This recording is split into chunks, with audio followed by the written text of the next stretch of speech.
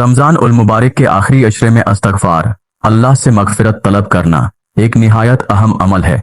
ये वो दिन है जिसमें अल्लाह ताला अपने बंदों के गुनाह माफ़ करता है और उन्हें जहन्नम से आज़ादी अता फरमाता है। ताहम बहुत से ऐसे अमाल हैं जिन पर हमें ख़ास तौर पर इस्तग़फ़ार करना चाहिए ताकि रमज़ान के बरक़ात से भरपूर फ़ायदा उठाया जा सके।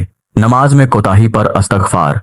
रमज़ान में नमाज की पाबंदी बहुत ज़रूरी है, लेकिन बाज़ लोग सुस्ती करते हैं, बस सिर्फ फ़र्ज नमाज पढ़ते हैं और नवाफिल छोड़ देते हैं। हदीस, क़यामत के दिन सबसे पहले नमाज का हिसाब होगा।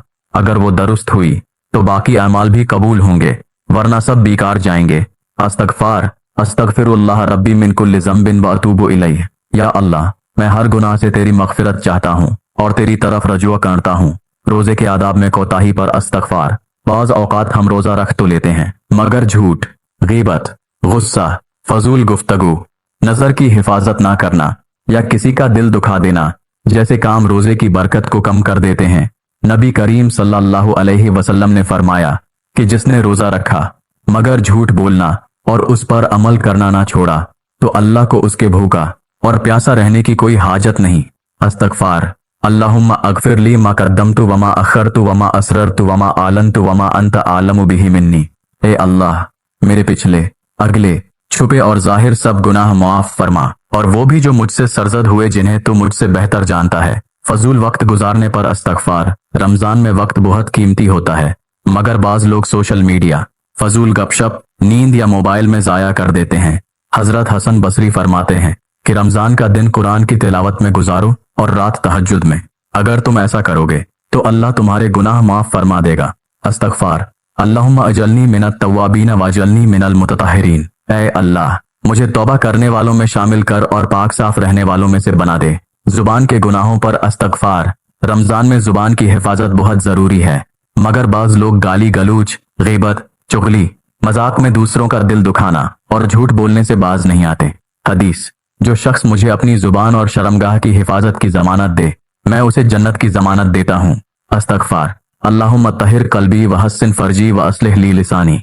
ए अल्लाह, मेरे दिल को पाक कर दे, मेरी शर्मगाह की हिफाजत फरमा और मेरी जुबान को दुरुस्त कर दे। तकब्बुर, हसद और रयाकारी पर इस्तग़फ़ार। रमज़ान में नेक अमाल करने के बावजूद बाज़ लोग तकब्बुर, रयाकारी, दिखावा और दूसरों से हसद में मुब्तला हो जाते हैं।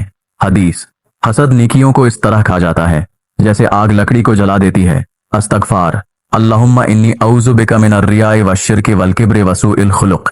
ए अल्लाह, मैं दिखावे, शिरक, तकब्बुर और बुरे अखलाक से तेरी पनाह चाहता हूँ।